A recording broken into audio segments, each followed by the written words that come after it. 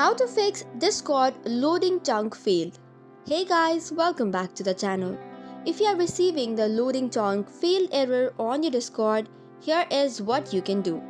So first and foremost, you can refresh the Discord. To do so, press Ctrl+R. The screen should black out, which means this reloads the client and sometimes fixes the chunk load issues. Now that you open Discord, it should probably work.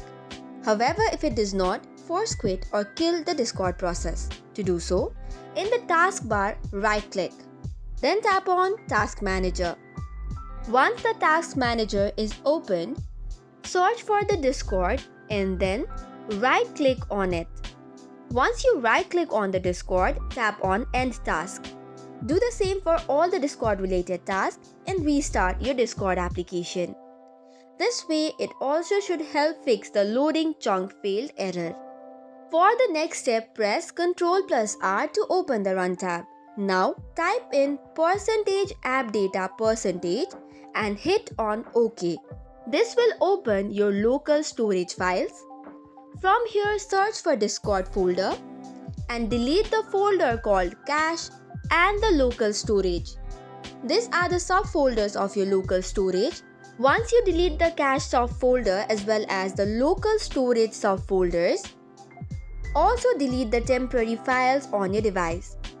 To find the temporary files, again press in Ctrl+R and type in %temp% and hit on the OK button.